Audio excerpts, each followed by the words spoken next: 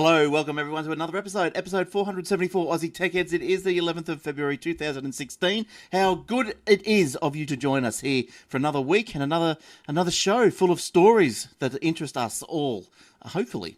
We are brought to you every week by athwebhosting.com.au.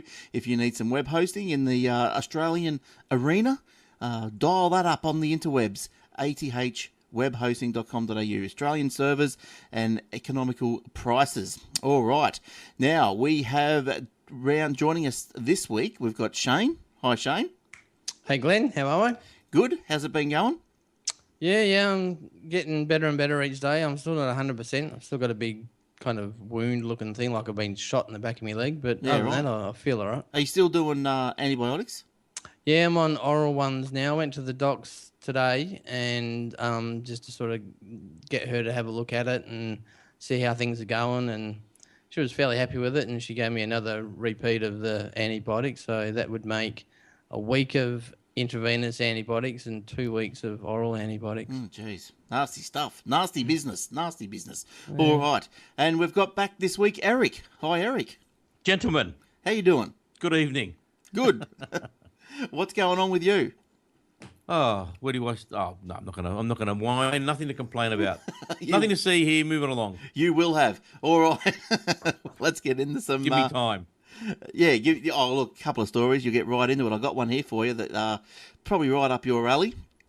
Now, look. If you think you've got something interesting to say, you can drop me a line, and maybe you can come on the show and help us out one week. If that would interest you, drop me a line at glenn@aussietechheads.com.au. All right, now let's get through a. Am I being replaced, Glenn? Yes. Okay. No. All right. No, I just thought let's spice it up a bit, eh? Diversity. Yeah, let's get some. I hate that word, by the way. That's why I used it. And you know why I hate it, because all those sort of people use it. All those diverse people. No, well, they're the ones that use it are the ones who are least diverse out of everybody. All right, let's start off with the messages from you guys. We got Daniel from the Northern Territory. Now, he goes, I hope you don't mind free promotion. Well, who does? No, we don't. Of course we don't. He listens to the podcast weekly. I participate in iRacing and thought I'd run your logo on my car for online events. Now, that's all right. And I'll show you his car. For those on the video, he sent me a picture of the car. Now, this is online racing, so it's just an online car. If my mouse decides to work, because she's having troubles tonight, here we go. Here's his car right there. How's that? Oh, you can't even see the logo. Let's see if I can get another picture. Hang on. Yeah, next one's got a logo. That one did have two, but for some reason, this isn't. I'm gonna kill this mouse. It's gonna go. It's gonna go. Would you like me to share the screen, Glenn? No, because I can't do nothing because my mouse is stuffed. Hang on. It's probably about 5 years old. Like, I put new batteries in it today thinking that was the problem, but that obviously wasn't the problem. And I've got some batteries here. Yeah, there is on the back fender. Yeah. Let's see if I can put that in there. Put that in there. Close her up there. All right. Let's go. There we go. Let's have a look at... No, that one still can't see it on that one either. Hang on, let's see if I can open out that window a bit. There we go. There we go. How's that? You can see that now. But anyway. Yeah, baby. What's he got, a Commodore or something? Get a better car. I don't know. It's not a Commodore, is it? I don't know what that is. It's I need to see the front of it. All right, but anyway. But nice car nonetheless. Yeah, so thanks for putting the logo on the back, even though we couldn't really see it too good there. Oh, I can just see it there. All right, cool. All right, wasn't your fault, Daniel. It was my fault. My mouse is not responding too good tonight. So, I don't know. People go to the show notes, they'll see it there. Yeah, there's better pictures in our show notes. That's right. You can get to the show notes at aussietechheads.com.au/podcast. All right, so good stuff. Let's get back on track. Let's start off with Shane. Have you got a story, Shane? I do. I'll do a quick one. Dallas Buyers Club throws in the towel over iiNet piracy case. Basically, after a year and a half of them going to court, trying to get the details of 4,000 alleged customers who pirated the the Dallas Buyers Club movie a couple of years ago. They've finally given up the fight. Late last year, the federal court dismissed the case entirely with an option to appeal by the 11th of the 2nd, 2016, which is today. And like I said, they've given up the fight. Over the journey, the Dallas Buyers Club people basically wanted a lot more in the beginning to what they're asking now. Essentially, they wanted just cost for the film, a reasonable license fee, and court costs. But they were arguing over what a reasonable license fee was, and like I said, they've basically just chucked the towel in. Well, you know what I don't understand is, firstly, wasn't that good a movie? Secondly, not that many people downloaded it. If they're going to waste their time going after someone, go after a movie that everyone just pirates, because you probably would have a better case. You know, for example, I don't know, pick a movie, Rocky, right? Popular movie. Yeah. Right, and if, you know, lots of people would be going, download that, watch that, you know, or Harry Potter or whatever, any of these popular movies. Then you could see, Your Honour, here we have, 50 individuals who, among them, contributed to downloading this movie, 4 million times. Yeah. But the judge would go, well, that's 4 million times $20 a movie or whatever it is, right? Go, well, that's $16 million. But it's not the one person downloading it all the time. So you're saying they should go after there's not really an uploader either, is there? No, but the thing is, I think they might have a better case if they went actually after someone who people who downloaded. How many downloads would Dallas Buyers Club get? Yeah, well, I think wasn't it popular at the time. I couldn't give a bugger about it, to be honest. Okay, here, look, I don't reckon it was. Look, I'll put it this way, right? I'm going to go super stereotype and demographics here. The people that love that movie, forget downloads, the ones that wanted to watch that movie, whether we like it or not, were chicks. Right? And chicks don't download stuff. No, not normally. Not right? normally. Unless they get their husbands to do it and they're going, oh, yeah, right, I'll waste my time and my data bandwidth on that rubbish. Yeah. So what are they on about? Yeah, look, I don't know. I sort of formed the same opinion when I saw Shane put this story up. I just thought, it's probably about time. Like, how long do they want to draw this out? Maybe... I reckon their legal fee bill is probably greater than all the money they lost from the downloads anyway. They probably could have. Maybe they've come to the conclusion that they were thinking, look, we could have an issue here that we might lose this, or we're not going to get the result that we want. Correct. To be able to say push this forward in other countries. That's right. If you lose this case, then you've set a precedent that's not going to go in the favour of the movie business. So I think they were after everyone's name and address. They were after everyone that did it, and they weren't getting it. So I think maybe.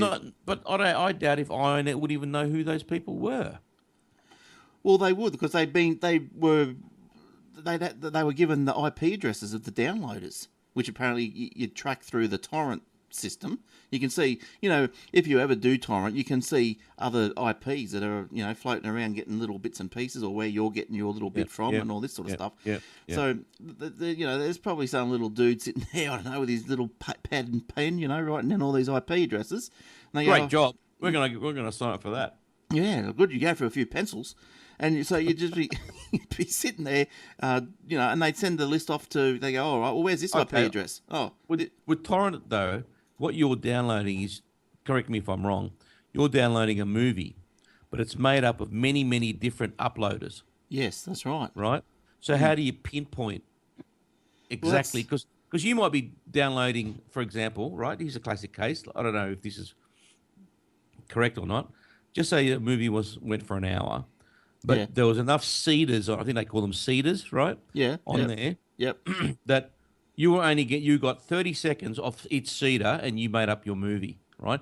30 seconds, is that really enough to constitute copyright violation? Well, this has been my issue as well, because how do they know you've got the whole movie? You might not have got the whole movie. You've got. You may not even watched it. You might not have watched. I guess the other thing is who's doing the wrong thing? Is it the people that are seeding doing the wrong thing, or is it the person downloading? I mean, if the burden of guilt is on the person downloading, it doesn't matter whether they're getting it from one source or 300 sources. It's the fact that they've got a movie that they didn't somewhere pay. illegally. Yeah. Yeah, look, you can draw an argument on either side. I think that's where their case fell down because they probably didn't know which way to argue that one. Are we going after the downloaders or are we going after the uploaders? Yeah, but it's like, like I can see you can draw an analogy to either side. Like you could say, okay, someone throws $20 out the window, you come along, you pick it up. Whose is it? That's right. I didn't know where it came from. You find it. Okay, someone steals $20 and throws it out the window. You come along and find it. Hang on, now you've picked something up that belongs to someone else. So yeah, someone lost $20. They probably don't know they lost it. Usually, that's the whole point of when you lose something, you don't know for a while that you've lost it. Yeah. And you pick it up. There's no one around. It flew out of a car window. You think, well, he's gone now. I couldn't even get the number plate. So my good luck. Yeah, but look, I suppose, look, at the end of the day, we wouldn't still be talking about this crap film if it wasn't for this case. The funny thing is, we're talking about this crap film, but neither of us are ever going to watch it. No, I'm not going to watch it. I'm not going to go anywhere near it, just in case Apple pirated it. Doubtful. Yes. All right. Look, just quickly, my little story here, my first one, not very important, but MyTransLink in Queensland. You're a little commuter in Queensland. MyTransLink, that's a little app that you get that tells you all about your, where you're going and all this. It's got a trip announcer feature, so it will now talk to you in real time. Tell you where. Is that like in a train station in Sydney where you can't understand what they're saying? Probably, yeah. Next stop, when you're down hall central. Is that what it sounds like? That's the one. Yeah. Yes. They got that same announcer. Got him out of retirement. Yes, because I know the ones you mean. It's just, exactly like you went.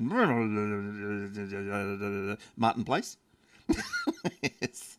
Right. All right. Okay. So Shane, cool. That was your story. That was Why not? Why not? Okay, all right. The next little one I will do is Google's Chromecast 2 and Chromecast Audio are finally coming to Australia. Gizmodo reports that the Google Chromecast 2 and Chromecast Audio will be on sale in the next couple of weeks. According to their article, Kogan has it listed on their website and JB Hi-Fi have it in their inventory. And marketing materials also available in stores, apparently, according to the article. Oh, they look snazzy. Yeah, and I'm not a fan of the shape. I mean, I've seen other pictures in the article. There's other pictures where the guy's got it in his hand, and it looks kind of quite big, to be honest. The Google Chrome. But it's stuck behind your TV anyway. In most cases, who cares? Yeah, true. Yeah, well, it should be. If it's not stuck behind your TV, you're doing it wrong. Yeah, exactly. But just to finish it off, according to Osdroid sources, which is one of the podcasts that's on the radio, says that they've got different. They've got advertised prices of $59 for both the Chromecast 2 and the audio device. Not sure why you've got two different devices that two different things priced at the same price. And then they're also going to say that they've got multiple SKU codes in the JB Hi-Fi system, I guess, for colours and whatnot. That must have been why the other week, and still even right now, you can go to eBay and get your little Chromecast. I did see them for $20. The original one? Oh, not this one. This one is 26 plus 22. The original one. Because my brother bought one. I said, oh, look, there's one. There's a Chromecast for $20. You might as well pick that one up. And he did. And so, like, if you look on eBay, I'm sure you'll find one. I can't find one now on the spur of the moment. But, look, I might even be I'm in Australia. So I'll go, let's have a look. Because I'm pretty sure it was $20. And so we went and got one. It's a Chromecast. So let's make sure this goes right. Now, for our viewers who don't know what Chromecast is, Glenn, can you explain to them how it works and what it does? Well, it's like an Apple TV. If you don't know what that is, there you go. Look at that. If you don't know what that is, that's not a Chromecast. That's Miracast. But anyway, you can get them. They're there on there anyway. They're on eBay somewhere. All right. And if they're all gone, that's probably because the new ones are coming out. But a Chromecast it allows you to stream your media from, say, a central location, if you like. So from, say, you've got a computer with all your media on it, say some photos or some movies or whatever. You might have, I don't know. So you can attach it to a hard drive, which then can attach to your computer, to your TV. Yeah, so you touch your movies to a computer. You got movies on a computer, and you put your Chromecast in. You can send the movie from the computer to the Chromecast, which plays on the TV through your phone. Your phone's like the remote. Right. And that's just like an Apple TV pretty much. Chromecast has a couple of apps like YouTube. So Can you stream through it? Yes. Yeah. Yeah, you can stream through it as well. So the difference between the Chromecast and the Apple TV, now I don't know about the Apple TV 4. I haven't really looked into that one, but the Apple TV 3 is that the Chromecast, once you give it an instruction like to play something or do something, then it becomes its own little whizzy jig. So it goes, okay, I'm getting this content from there. I'm going to keep doing that until it's at the end. The Apple TV goes through your phone. So your phone says, let's get the content from there. It goes to your phone and then it goes to the TV. So then if you're mucking around on your phone, sometimes you'll lose your stream to the Apple TV, whereas that won't happen with the Chromecast. Right. The other thing with the Chromecast is, because I did this the other day when I was watching that movie you recommended, you can get a Chrome kind of plug-in into the Chrome browser, and then you can then stream the movie you're watching from, say, your laptop, in my case, to the TV. But I usually use it to stream things from the phone to my TV, and I can even cast the actual screen of my phone. So if I'm playing a game on my phone, I can display it on the TV. Is that through the Chromecast? Yeah. But that's with a Samsung or Android phone, isn't it? It's got to be an Android. I can't use like an Apple phone to Chromecast. But I can use my iPhone to use the Chromecast as well. Can you? Because there's a Chromecast app. Oh, okay. Yes. And there's an app that I use called Air Video, which allows me to stream the videos from the computer to the Chromecast through the phone, via the phone. All right, okay. Look, great news. There's a Kickstarter out, and it's looking to raise at least $56,000, which has gone past. It's up to about $63,000, but they wanted the $56,000 because they wanted to buy the license rights to the Doctor Who pinball machine. Oh, I'm going to go to sleep now. Now, back in the 1990s, I think it was, just after the Doctor Who went into hiatus, the pinball machine came out. And I don't know if anyone remembers it. It was had Sylvester McCoy on it. I think he was the latest one. So anyway, they want to build create or code an online version of it, and to use the symbols and all the whatevers, the images and the whatever likenesses. They had to pay a license fee, and that was $56,000. So they've passed that. So it's all up and running. They want to. Okay, as a Kickstarter person, if you wanted to fund this, give them $1 or whatever it is, right? There's probably a minimum, I'm assuming. What do you get? Well, you can go to the Kickstarter page. Let's have a look.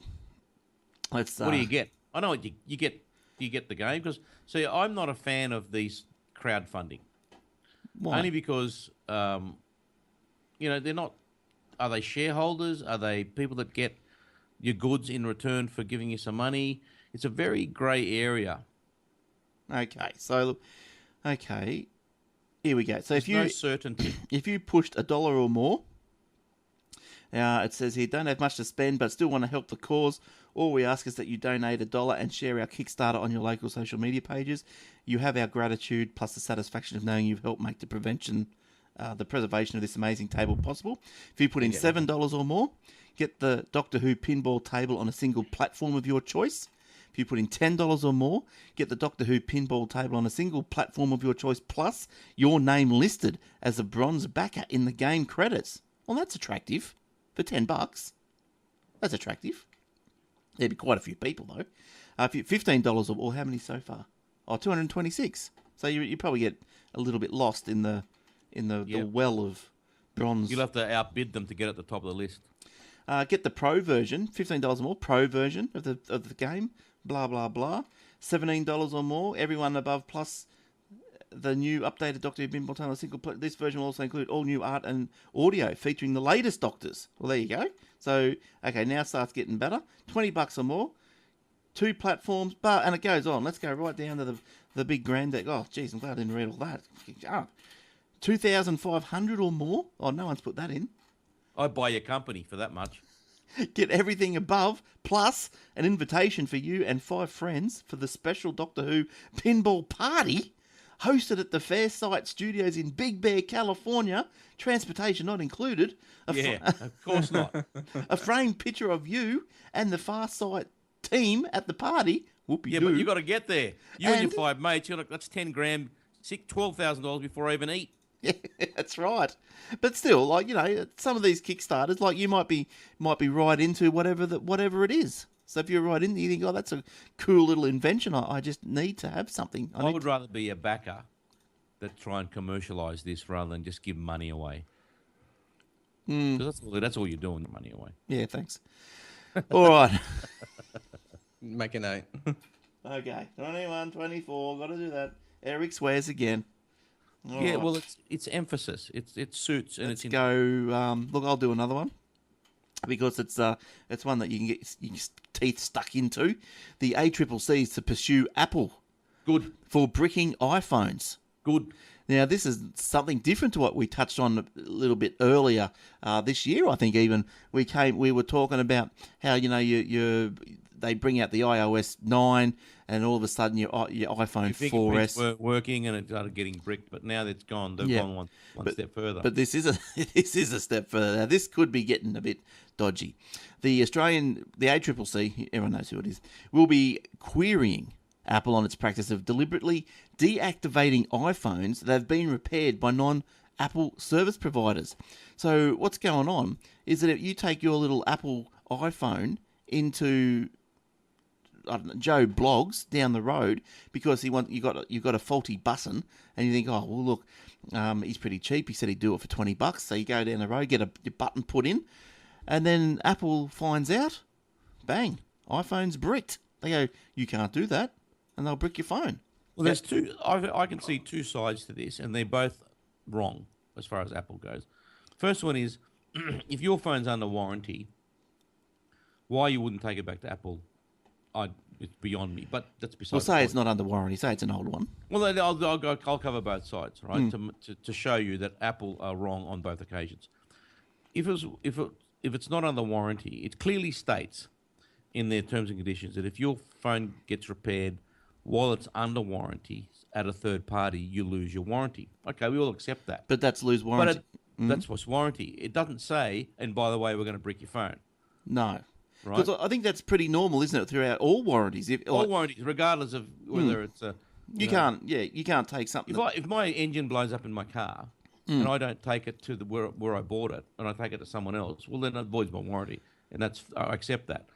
But the car manufacturer just doesn't suddenly go, well, you got your car repaired there, notwithstanding the fact that it didn't actually cost them anything. I went and paid for it when I could have got them to pay for it, right? So yeah. I could have got it for free, but I paid for it. Notwithstanding that, they just then can't go, well, tomorrow morning when you go to start your car, it's not going to be able to. But the version of this story that I'd heard and what other people had focused on in this story is that, especially with the new iPhones, because they got the fingerprint reader in there and now other things hang off it, they're sprouting it's a security thing, which is rubbish. You reckon? Yep. I mean, if there's a third-party piece of hardware there that Apple can't vouch for, and you've got other things hanging off it like Apple Pay and whatever else, Yeah, but I think Apple are doing the right thing. No, they're not. At the end of the day, that's the responsibility of the owner of the phone, because that's nanny state now. You start thinking, oh well, you're not allowed to do that because we're trying to protect you. That's rubbish. If the idiot wants to get his phone fixed, and in the end someone steals his money, that's his fault, and he would have no comeback to Apple, because Apple will say, well, you got it fixed out of warranty. See you later. Well, what about a scenario? So you've got an iPhone 5, say you drop it, the screen smashes, so you can take it to a local dude. I think you can get them done, get a new screen. Get that everywhere because they're a lot cheaper. Yeah, that's right. And you get it done for $50. It's $50, yeah. Then you go to Apple. How much is that going to be? Oh, that's going to be like $130. That's right. It's $130, and a lot of the time they'll say we can't actually fix it, but we can get you a refurbished phone for $275. See, they upsell you. So in the UK, The Guardian reported a barrister as saying that Apple's reckless policy of killing iPhones could potentially be in violation of the Criminal Damages Act, which makes it an offence to intentionally destroy the property of another. That's right. Another way of looking at it. Now, across the pond, US legal firm PCVA has called on affected users to register their interest about a potential class action. Class action, yep. Now, This is classic, and we've been talking about this for probably 6 months, Glenn. This is classic Apple arrogance. It's getting to ever since Cookie Monster stepped in the chair, it's just everything's gone haywire and a little bit over the top. Don't you reckon? yeah. Don't you think that there was instances or examples of arrogance even when Jobsy was running the show? I mean, like, the whole holding it wrong. Sure. Yeah. Oh, absolutely. But not once did he ever step over the line and impeded your rights and bust your phone. He was arrogant, and he tried to draw people into his distortion field of reality distortion field, and trying to make, Apple fanboys and all that sort of stuff. And, in the way he spoke to his staff members, absolute arrogance. But not once did he say, you're not allowed to use my product. But, he loved people buying his products. But what about with the Xboxes and all the game platforms? You can't mod them. No. So you could put a button in. So the third party supplier gets a button from China. It might have malware in the circuitry somehow. Goes into the phone. It gets into the possibly could get into the ecosystem. And maybe that's what they're trying to stop. Well, maybe. Well, then they should say that. Mm-hmm. Mm-hmm. And maybe they should say, when they sell you the phone, that even if it's damaged after warranty, we suggest you bring it back to us. Right? So there's no arrogance then. It's full disclosure. Yeah, but they're too dear. So maybe beside the point. But you won't care if they warn you of the consequences. You go, oh yeah, fair enough. I don't mind if it's too dear because at least I know, But it might be like the unscrupulous might say, "We'll get it done cheap." Buy the infected button, and then it could get into the Apple ecosystem. It could, you don't know what it could do. Oh yeah, that's what I understand. That's why I'm saying they should pre-warn people. So you're all right with Microsoft bricking modded Xboxes, or you're no. Well, it depends what you do because if you're a lot of people who are modding Xboxes were going straight to the motherboard, right? Mm-hmm. That's a little bit different to freaking changing the glass when you start. Yeah, I agree. I agree. There probably needs to be some sort of changing the glass on the phone is like you've got an Xbox and the front panel falls off. Yeah. Right. So you go and get it replaced. That's not. You're not playing around with firmware or malware or the chips or the circuitry, anything. You're just putting on a panel. But isn't this whole story about the home button and the extra features the home button now has with the fingerprint reader? And so you are it is a bit more in depth than just replacing a screen. Well, yeah, it's in general as well. Yeah, but generally I think that Apple are quite arrogant regardless of what you do to their phone. Yeah, look, I don't know. Maybe they... What about an iPhone? iPhone 5s don't have fingerprint readers. So you're telling me if I change the button on iPhone 5, they're still going to brick my phone? Yeah, well, I don't know. I mean, it's to do with the software. So if that runs iOS 9 point whatever, then yeah, potentially. Yeah, if they're testing for it. I think they're going to get nailed on this. Yeah, look, I sort of be following this very closely. Yeah, I would be of the belief that I think if you buy a device, I think you should be free to do what you want with it. I can do what I want with my car. Yeah, whether it's under warranty or not. I think but you got look. It gets complicated, because it's all connected to the internet. Can't modify the engine, obviously, because you avoid the warranty. But if I don't like the tyres on it, and the alloys that I've been given, I can change it. It doesn't void my warranty. But but you've still got to do things within the legal kind of guidelines. You can't, jack it up too high and stuff like that. No, of course. I can't make it wider than it's supposed to be. It's only it comes down to looks more than anything else. Like I don't like the look of that, so I'll change it to get a different look. But it doesn't void my warranty. Yeah, but remember, but Steve Jobs, he's one of the original hackers. He's the one with his little blue box. But he's Wozniak. Well, they were both doing it, wasn't it? Were they? Yeah, they were both into it. Yeah, but don't forget that was 40 years ago. Yeah, I'm sure by the time he died, he'd changed. Yeah, because he had something he didn't want people to. I don't think he was a freaker his whole life. No, but look, you got to admit. Look, I remember when I was a kid, he used to muck around and hack around with stuff. Yeah, go to your friend's place and ring the talking clock in London and hang up and see you later. They get a bill. Or you just ring someone in China. Oh, it's a time. Hang up. Good one. Yeah. Oh, but still, look, Jobsy never did this sort of thing when he was there. Never. No, not when he was have there. He might have been arrogant about if there was a flaw in the product, and he'd try, you're not holding it right and all that. Those are ridiculous type statement. And everyone had a go with him about that too, and he copped it on the chin. But this sort of stuff, it's one after the other since the Cookie Monster's been there. It's one after the other.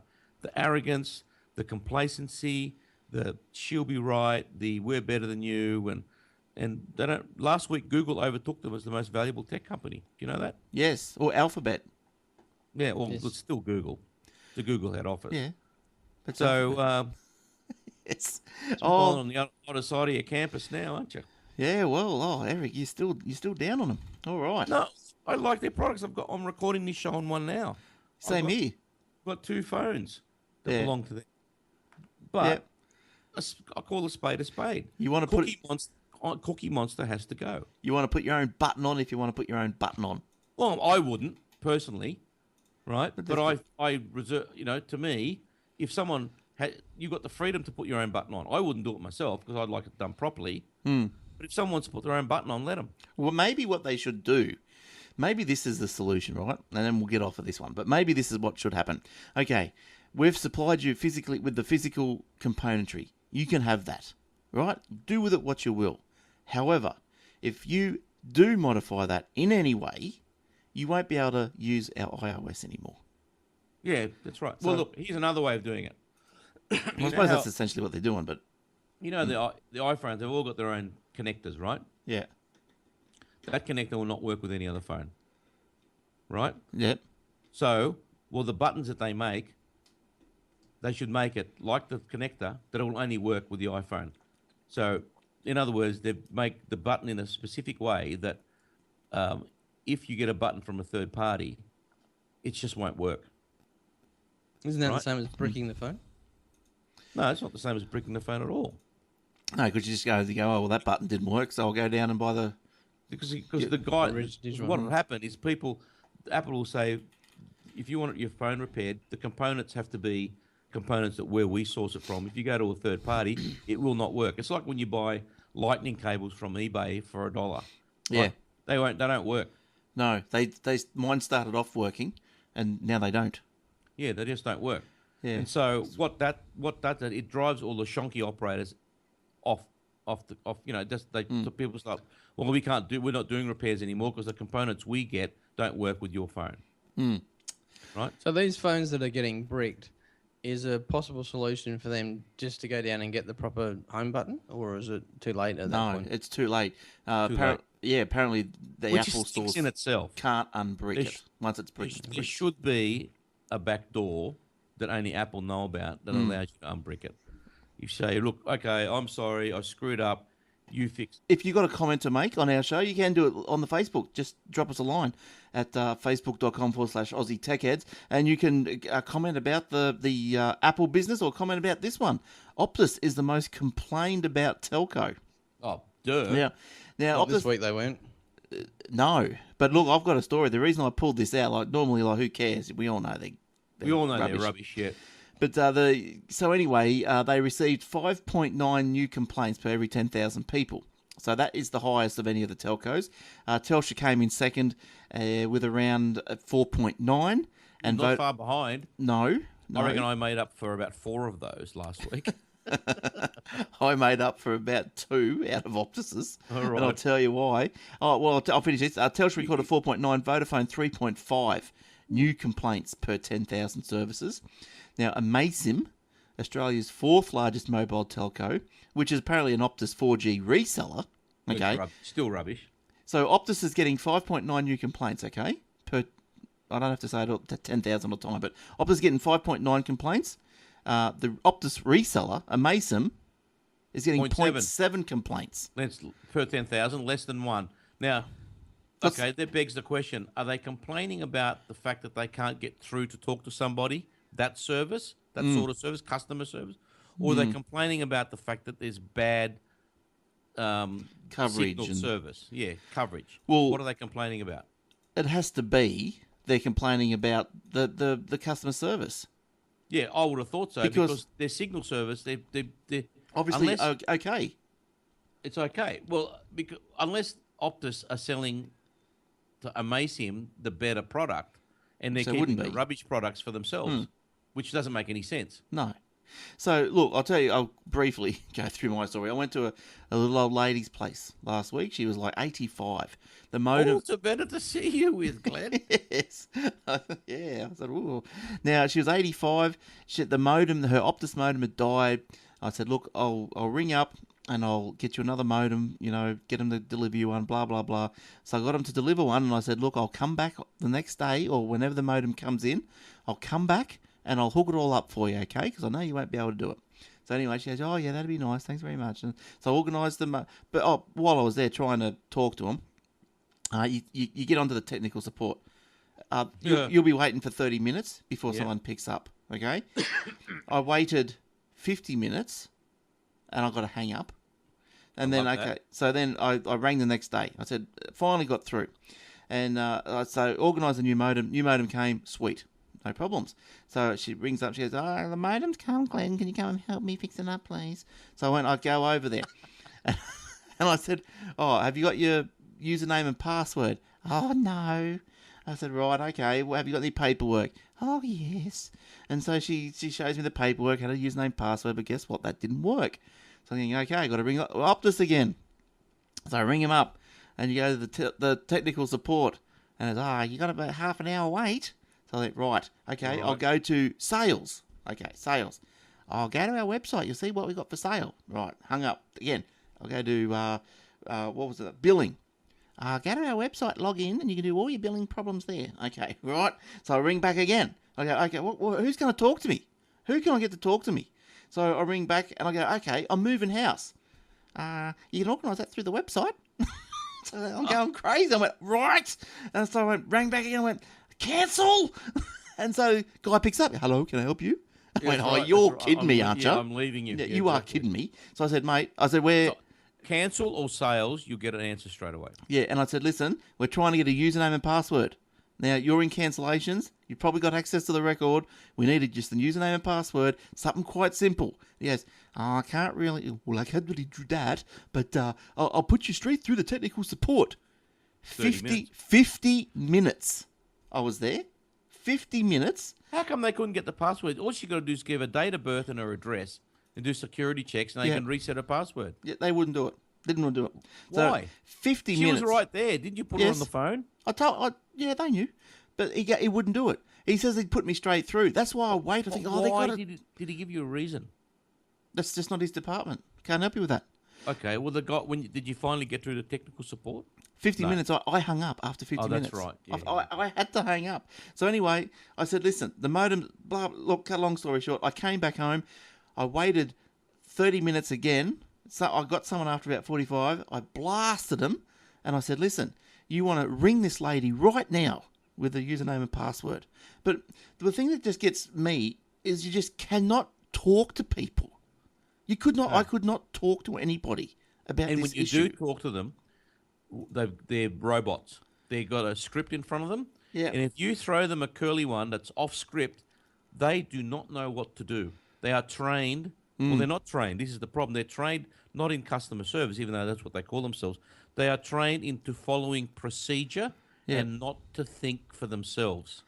Look, they're all like that, whether it be a bank, a government department, a telco, insurance company.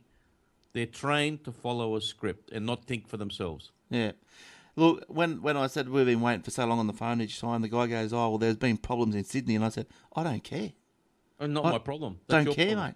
mate. Why can't the council guy give me a username and password? That's right, Kevin from Bombay. It's not my problem. But anyway, that was my beef. You had a similar beef? Yeah, worse than that. I don't want to get into it because my blood pressure's on a good level now. So it's all fixed? I'll leave. No, well, it's not fixed yet. But, I've got the net. It's back on, but you'll know the news when I leave them. Now, Shane, you were telling us, or you touched on something about Telstra had some problems through the week? I used a couple. I think I've only kind of got the highlights of the week. Basically, Telstra had two major outages. The first one was where they initially, and I've seen kind of your notes as well, so I've kind of tweaked mine a little bit, but initially, and it still might be the case, but initially they blamed it on an individual not following procedure when he was trying to fix a node, which is basically a major interconnect in relation to mobile phone data and call handling. He, from what I get, the gist of it was when he was actually trying to fix it, you're supposed to reroute the traffic first before you take the thing offline so people aren't affected. And he apparently, allegedly, kind of missed that step. So this affected 3G and 4G. I wasn't. Yeah, Everything went down. I didn't go down. Noticed. Yeah, I didn't go down. I did. I went down. Yeah, right. For about an hour. Must have been just that bad part of Sydney where you are. Dodgy part. Yes. No, but I read. Go on, Shane. I'll add a little bit when you're finished. Yeah, basically that was the major one. That was one that went for at least a day.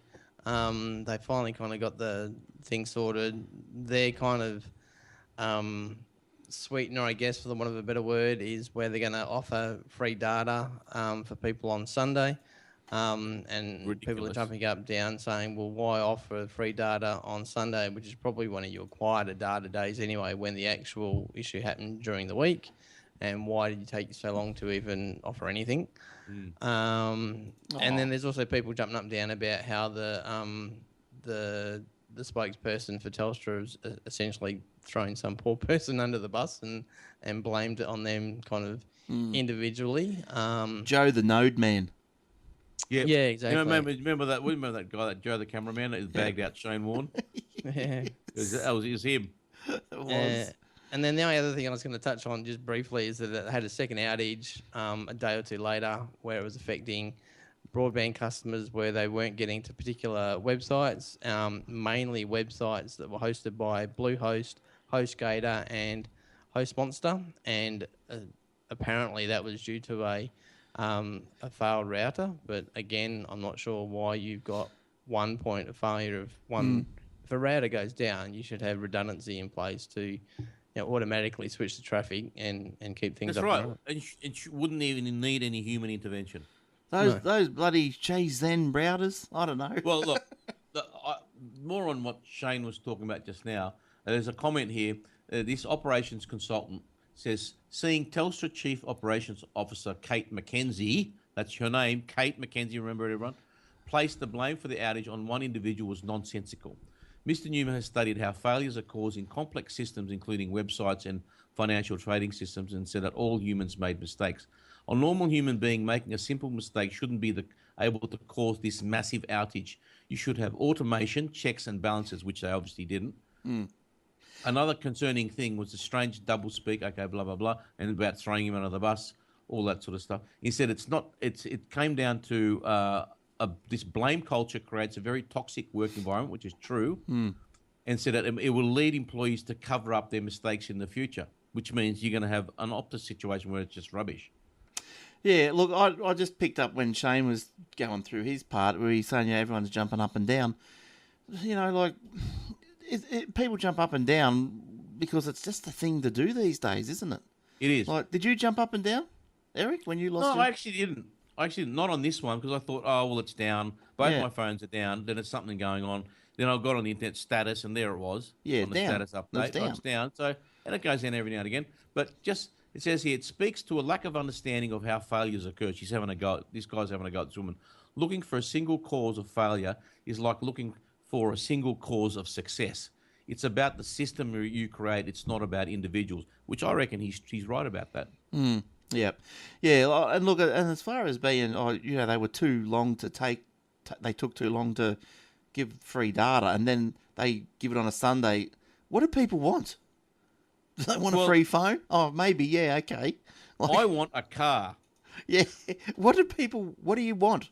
What do you want? I think, look, it just depends who you are. Some people did lose a lot of business, and I understand their frustration. They should have given them free data on the day, or for the rest of the month, actually. Uncapped for the rest of the month is what they should have done. Well, for the business people. But they would have been on an SLA, so they would have had some compensation probably. Probably, but have you ever tried to ring up Telstra? No. To Oh, get well, an yes. to get compensation? I'll send you out a form and you might get something in 3 months. Yeah. Right? So it's rubbish. So they should have just automatically said free data for the rest of the month if you're on a business plan. If you're on a consumer plan and you think you should have free data, give us a call. That's how it should have been handled. Look, and on a Sunday, yeah, look, it's going to be really jam-packed, so it's probably going to be Because everyone's going to slow. jump on it going, you beauty, free data, so everyone's going to jump on it. Now, the funny thing is, on that day, our dog was being a bit weird, right? This is actually related, so Yeah. bear with me, Your Honour. And he thought, he's been a bit weird. He wouldn't get up. Yeah. Like his legs were wonky or something. I thought, he's had his problem before. Better take him to the vet. And he wasn't eating, so I took him to the vet. Get to the vet, and this was about 7 o'clock at night. Vet opens till 8. Oh, lucky you. Thankfully, 8 till 8. Good God love them. Hey, don't worry, they charge like a wounded bull. $195 that cost me. Oh, but that was after-hour prices. Well, that's their normal price. Holy crap. But the Mine went up girl again. He behind goes the to Dr. Chris Brown in Bondi, the Bondi vet. No, the girl behind the counter was very lovely. Nice uniform. Anyway, so we get there, right? And this is in the car park. I'm thinking, there's this massive truck there parked across all the bays. Yeah, right. And with a big crane, those ones with a big crane. Yeah. So I couldn't see what it was doing. It was doing something. I said, okay, fine. So I parked down the bottom. There's a little underneath car park. I said, that's fine. I'll park underneath. I wasn't going to jump up and down. And I get down there, and down the bottom of the car park, at the other end of it, there's this big, and I didn't know this big Telstra box, mobile network node box, whatever, right? Yeah. And there are 1,000 Telstra workers down there. I reckon that's where the problem was, because that crane was fixing the tower, and we had no joke. There was about 8 guys there, and there was stuff everywhere, and they had this massive Telstra mobile phone tower completely opened up and working on it. That's probably what it was. So what happened to the dog? Did it take a dump it down the hole? No. Dog was fine. Gave him some medicine. He's back to normal. Oh, good stuff. Now, look, here's another one. There's another one to get on the horse about. Oh, this is one I want to ask you a question, Eric. Microsoft boss. Now, I don't know if you know her or not, but it's a lady, Pip Marlow. Good on you, Pip. Now, she has joined the Australian Rugby Union board. Okay. Now, why the hell would I be picking this up? You might be asking. Yeah, why? I want to know. What she knows about rugby? Absolutely nothing. No, I'm not worried about that. Good luck to her. She's apparently a fan and all this sort of stuff. I'm a fan too, mate. I don't know shit about rugby, running a rugby team. But my question is to you and to Shane and to everyone else who's listening, is so you would think that managing director of Microsoft, it's not a part-time job, be a full-time job? Oh yeah, absolutely. So I want to know, how does she get time off without pay? How does she fit this in? What's her job at the rugby board? Well, she fills the spot left by the former chairman, Michael Hawke. Oh, yeah, that's all right. But they only meet once a month for a day. Yeah, are they meeting on a Sunday? Like, what I'm saying is, how does she fit? No, you get time off. From Microsoft. Yeah. You look at what's his name? The Google guy, not the two that founded it, the third one. Anyway, early on in the piece, while he was doing his chief executive officer type role with Google, he was on the Apple board. Al Gore was on the Apple board. Yeah, but Al Gore doesn't do anything except tell everyone there's global warming, so don't worry about him. What's Eric Schmidt you're That's talking him. about? Yeah, that's him. Haven't you ever been on a board, Glenn? Well, not of anything big. Okay. Well, Pretty cushy by the sound of it. This is how it works, mate. You have your normal job, right? Yeah. And you meet on a board. It's usually once a month, sometimes once every 6 weeks. Yeah. And prior to the board meeting, they'll give you all the board papers. Right. right? Leading up to you're up to date. You know what's going on. You know what the management's been up to for the last month or 6 weeks or whatever it is. Yeah. You have the figures, the financials, any new hires, what the CEO's been up to. Yeah. What happened at the last meeting, and has he followed through at this meeting? I mean, look at the meeting, go right. By next meeting, we want these things done. Blah blah blah. And everyone's accountable, right? So Yeah. that all gets sent to you. Or the board briefing papers get sent to you probably a week before or a few days before. So you study that in your own time, at home, and while you ignore your kids. Yeah. And then you go to the meeting, and it takes a day, once a month. That's it. That's how it works, and you get paid whatever they pay you. Yeah, right. Well, I just thought you would have needed to be a bit more hands-on, No, not as chairman. But as part of the board, just a general member of the board, like I would have thought you'd... No, you're not management. I was on a board. Yeah. I used to go to drive up to Gosford once a month. So the board is directing the company. It's steering the company through... Yeah, it takes... The company, the managers, take orders from the board.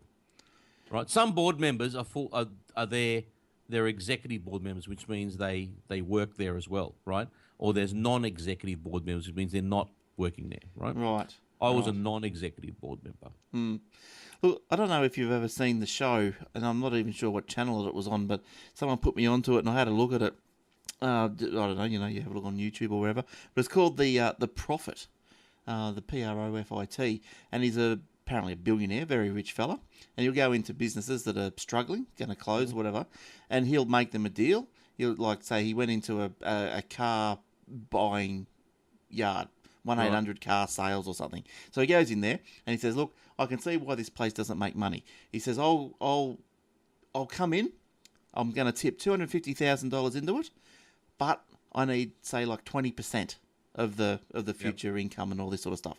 Yeah. And he goes, "I'm in charge for a week, and then it sort of goes back to you guys, but with the new plan." Yep. And so, the people say, "Oh, yeah, okay, no worries." So he comes in, spends all his money, and it's not a bad show. And there's the next couple of ones that I watched, the guy, he spent all the money in there, and the owner, like the thing started, shooting up like this, like sales were up, even after a few days. So the owner took all the money and split. Told him to get stuffed. Yeah. Well, he's an idiot. See, what generally happens is if someone's going to tip money in, it's usually got conditions attached. Yeah, of course it has. For example, everyone has got to pretty much reapply for their job. Yeah. Right. And if you're not up to the new standard, will you hire somebody else? The secret of being a hands-off manager is to hire people that are very good at their job that report back to you. Right. And that's why chairmans don't need to be there every day looking over your shoulder, because they've got other people that do that. Yeah. So I used to go up there once a week. I was the finance director, non-executive finance director, once a week at this place at Gosford, and I'd get the board briefing papers, but I was the only non-executive board member. Everyone else worked there, but because they needed more of a finance outlook, they didn't have anyone here that was strong in finance. So I used to go there once a month, and I'd get the board briefing paper. Plus, every now and again, they'd ring me and they'd talk to me about stuff. So I might be on the phone every, once or twice a week. But that was it. I'd spend a day up there. Lunch was put on and all this sort of stuff. It was a good gig, actually. Good money. Right. Why'd they sack you? No, I left. Okay. No one sacks me, mate. Was it because you were looking at YouTube Red? What are you going to tell us about? Possibly. Tell us about YouTube Red. Before I tell you about YouTube Red, Telstra have got a deal. I don't know if this is coincidence or not. But on the day that the outage went... Tragedy struck and the world came to an end and everyone just... Everyone jumped up, but they didn't come back down. Yeah, Telstra have got a new plan, 15 gigs of data for $90 a month on your phone plan, right? Right. And it's normally $100 a month for 8 gigs. Right, so I don't know if that's coincidence or not. Oh, well, they got that 5 gig for $40. I know, how good's that? Yeah, is that the one you were waiting and waiting and waiting? I know. And you go, oh bugger it. Yeah, and then look what happens. Yeah, I know. Jeez, I hate Telstra. But the thing is, it's nearly March. Apparently, the rumor is Apple's going to come out and make an announcement about a phone in March. I think it's going to be Right. smaller or something. Yeah, but they're not going to release it. They always make an announcement, Yeah. and it'll be released, when Cookie Monster gets off his ass, right? Whatever. And Telstra, for all the time that Apple's about to announce something, they come out with these deals. I don't know what it is, but they never have them when the phone's released because they won't make any money. Because they know that everyone, the early adopters will just jump on it regardless of price. Yeah. I'm over being an early adopter. I'm off it. Yeah, me too. I'm actually. off that train. Look, unless they come up with something that's going to wash my clothes and turns into a bidet, yes. right? Yeah. I'm just going to wait this one out because this works really well. Yeah. But you know what Apple will do? Oh, upgrade to the new 10 point whatever, and it'll brick the phone. And then you want, it's slow now. I'm going to have to, update. which That's I right. reckon they should be. The ACCC to take them to task on that too. Yeah. But anyway, all right. YouTube Red. YouTube Red. What's Apparently, this all about? it's the new streaming platform of YouTube that they reckon is going to take on Netflix. Now, it says here, some say it's a great competitor to the rival Netflix, Stan and Presto. Well, I don't know about Stan or Presto. Others say it is a rip-off, disguised to charge existing platform users for the privilege of avoiding annoying ads. Most of all, it's a mystery, given the video sharing giant has been very tight-lipped about the rollout. YouTube Red was cautiously floated in the US in October last year. The cracks are still being ignored, are being ironed out, but we know it's $9, $10 a month, US a month, which is about $13 here, with the first month free. Subscribers will get access to original content available elsewhere, unavailable elsewhere, movies, TVs, documentaries. So it's basically Netflix without ads, but Netflix doesn't have ads anyway. Yeah. So I don't know. I liked how you were saying in that explanation what it was. I like how you said that the cracks were being ignored. Not ironed out. I mean, my glasses weren't working. Yeah, nice. Cracks were being ignored. Ignore the crack, the crevice. Don't worry about them. The board will fix them up. The board will fix it up. She'll turn up once a month. They got some spack fillers somewhere. They'll fix those cracks. All right. Have you got any more, Shane? Where are you up to? Yeah, I got a couple to go. The next, do you want me to do one now? Yeah, please. Yep, right. The next one I'll do is about the Java installer flaws. Basically, it's a story that highlights the importance of cleaning out your downloads folder, because there was on Friday, Oracle published a security advisory recommending that users delete all old Java installers from their computers and use the ones that are versions 6U113, 7U97, 8U73 or later. Basically, what happens is the older installers by default were installing DLLs from the same directory, which in theory could mean that if someone put a dodgy DLL in that downloads directory, it would then it would do whatever the dodgy DLL file was supposed to do. Yeah. Whereas the new installers, it's a completely different process. They actually extract the files in a different location and then run the installation from whatever that file location is and not in the defaults downloads folder. So what are you saying? That every time you update Java, it uses the same installer? Because wouldn't you be downloading the installer each update? It was using a new installer, but up until the latest couple of installers, the way it worked was it would download, it would extract the files that it was trying to install the downloads folder. Right, got it. Yeah. And if some dodgy dude replaced one of those real DLL files with the dodgy one, then all bets are off. You're up the creek. Yeah. Without a Java. It's just a story. Yeah, it's just basically a story saying, make sure you've got the latest installers and get rid of any old crap out of your downloads folder. Yes, do that, please. Ooh, message. All right, Netflix. What's the so-called Netflix tax bill? Oh, don't get me started. The federal government has introduced draft legislation that would see the goods and services, or as we know it by the GST, applied to digital products purchased from overseas. Look, we all knew this was coming. But see, this is ridiculous. Because Netflix already got a subsidiary here, and as a result, they have to register for GST. You can't avoid it. Right? We pay them yes. $14.99, and that's GST's included. The only time you wouldn't pay someone is if they were offshore, Yes. right, and they didn't have any presence here, a branch with an ABN, nothing. In which case, how are you going to force someone to register for GST when they don't operate here? But you can go online at Adobe, for example, right, and get their Aussie monthly, Tech Secret Hub. whatever, they've got all these products where you can pay monthly for. Please visit Yeah. our website and take Right. part in How are you going to force them to www.tech.com. what's it called? The preset to- audio to does not comply. necessarily represent to those oh concepts. yeah, okay, yeah, Thanks no for problem. downloading, and we'll see you next episode. I'll Bye for register now. for GST. Yeah, rightio. Because you can't block them. Well, apparently companies that sell more than $75,000 worth of product into Australia would need to register their products with the ATO. That'd be Adobe, Microsoft. That's right. Well, Microsoft have got a subsidiary here, Yeah.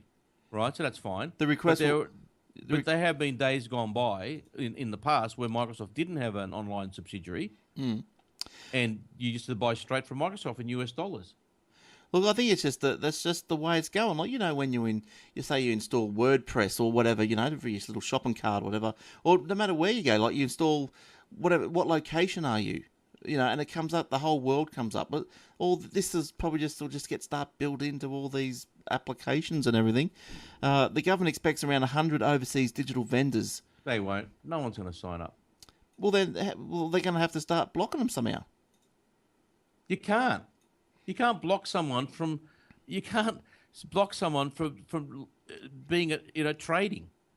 The free trade agreement could be a diplomatic incident. You can't just suddenly go, right, that's it. We're only going to sell goods in Australia. We're going to isolate ourselves. We're going to just close ourselves to the whole world.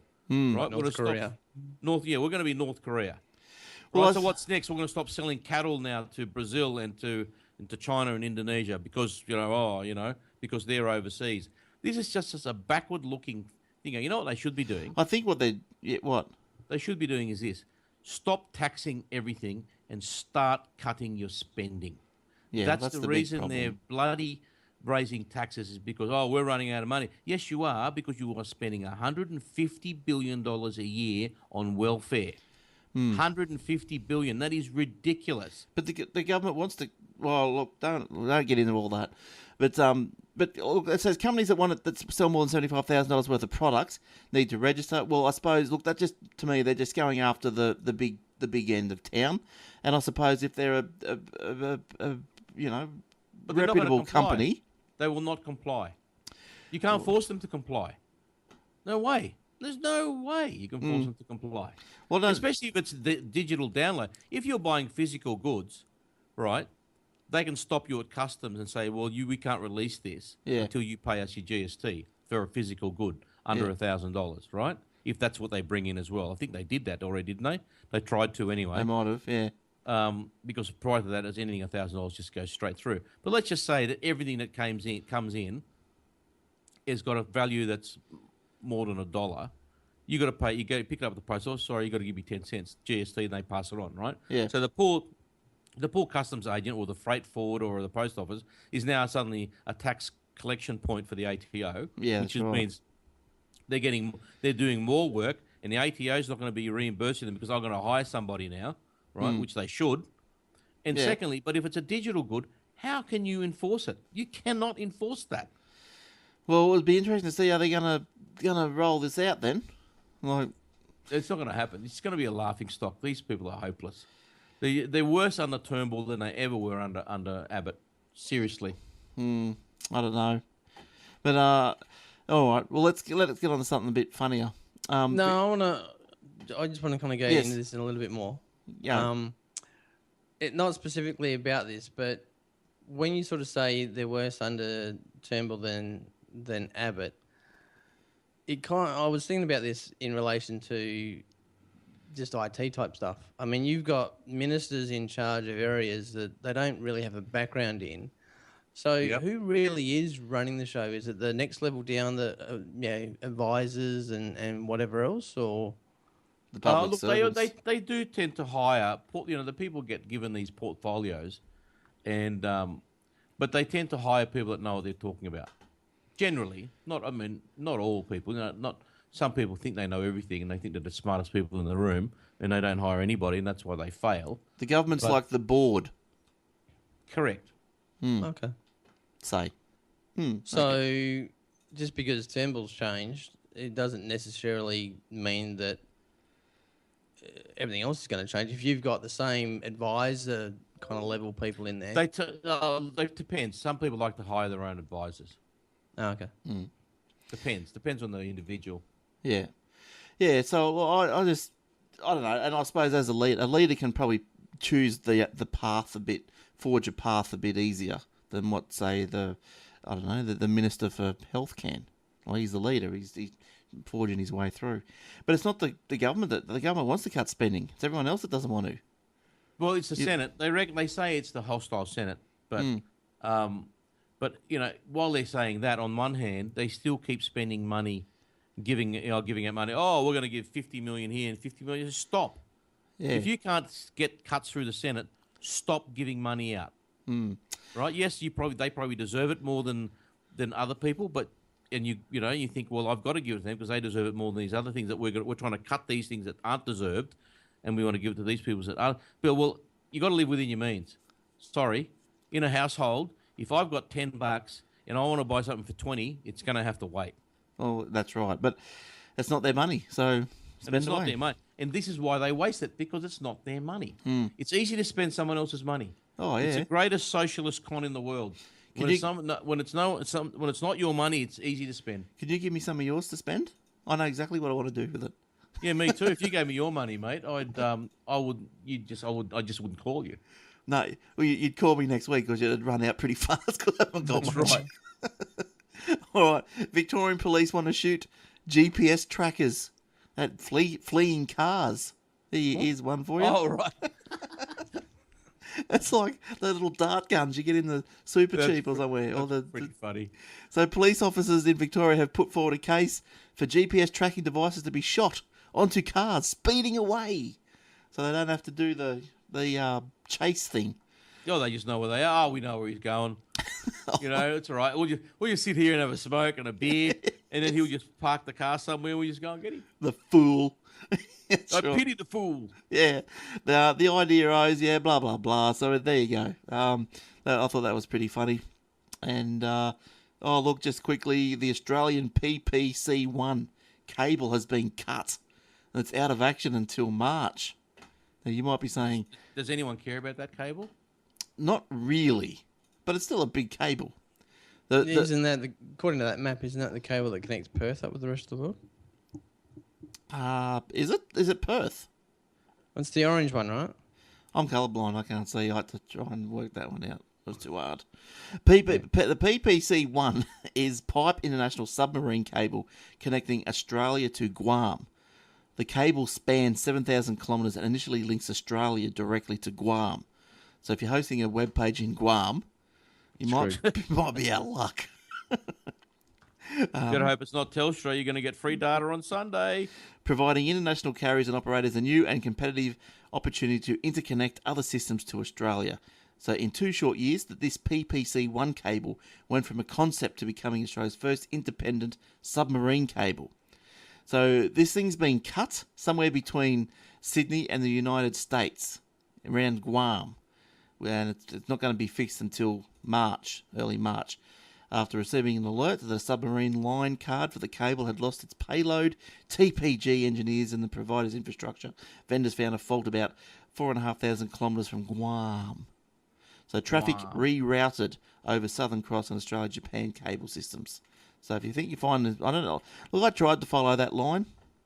It looks like it's just, to me, it's the pipe is the dark orange, which goes like from Sydney, goes out of Sydney up to like, where's that, Indonesia, and then like over to Guam, and then it might spit out back to the US. Guam. But anyway, it's not that important. The internet's still going by the look of it. Ustream's still stuffed. That's stuffed every week, that thing. Ustream's hopeless. If you're listening to Ustream, do something. I don't know Get what you off have your to ass. do, but do something. All right, who else? Shane, you got any more left? I do. I've got one that's not really Australian flavoured. It's more kind of French related, but I'll kind of gloss over it anyway. France gives Facebook 3 months to stop snooping on non-users' browser history. Basically, what's happening with this is that Facebook use cookies to actually track people's movements and browsing sort of history after they go to a public Facebook page. A cookie gets onto the computer, and then that kind of history and usage is tracked from there going forward. And France have got rules in place that basically don't allow that because it's an invasion of privacy according to their rules. And they've given Facebook 3 months to do something about it. And I don't know whether Facebook, whether the 3 months are actually up or not. It's not entirely clear because it was kind of one statement in the story was contradictory to another statement. But it says here, Facebook as well as thousands of other companies was obliged to find an alternative way to moving data that wouldn't break the European law within 3 months. That deadline expired last week. Then it goes on to say that the case may be settled amicably if Facebook reconsiders its personal data policy and manages to fulfill the watchdog's demands on time.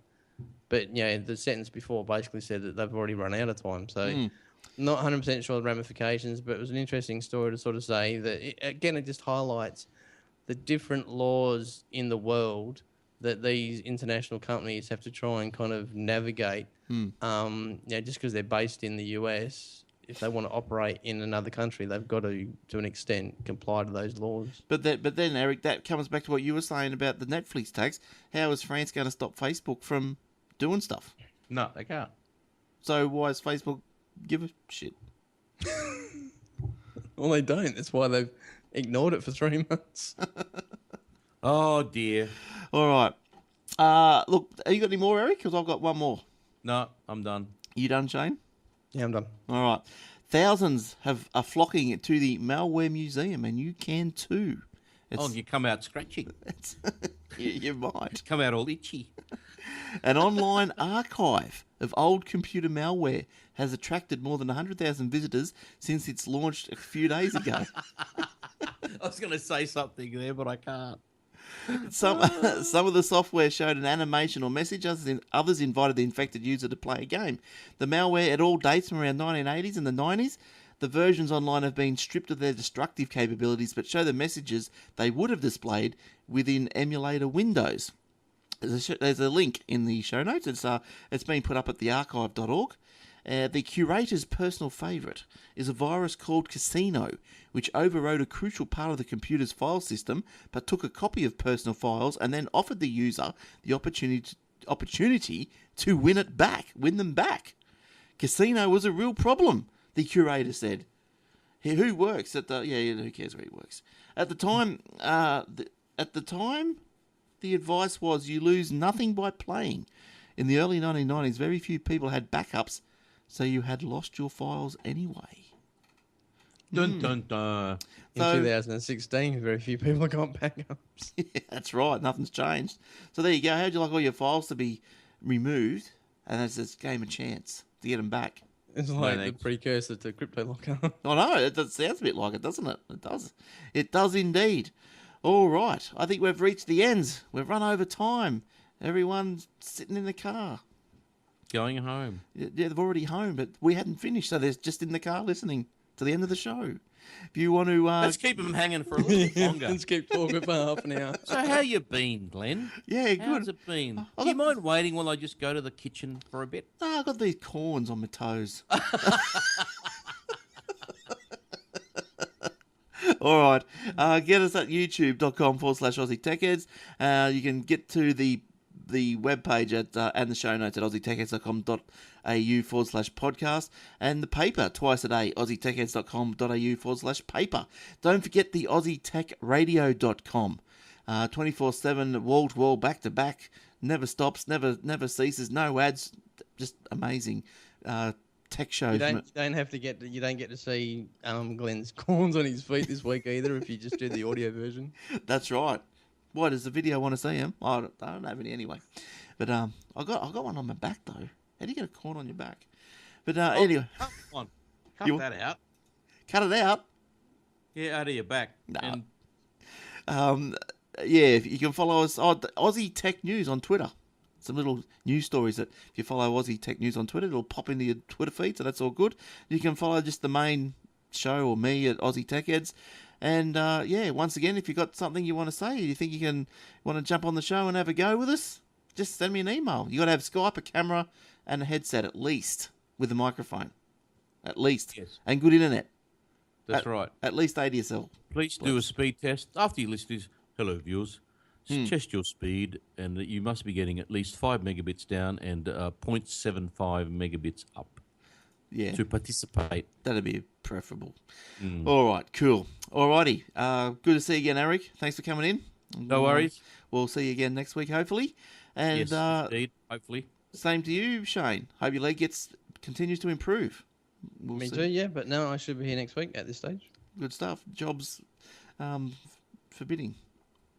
All Yeah, right. well, if anyone's got a job out there for a desktop support kind of person in the Perth area, although I'm happy to work remotely, just send me an email.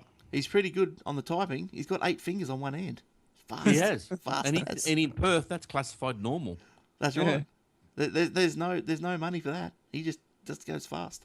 All right. So until next episode, thanks for tuning in. Thanks for watching if you're on the YouTube, and thanks for listening on the Tech Radio or the podcast. All right. See you next time. Bye-bye. Bye.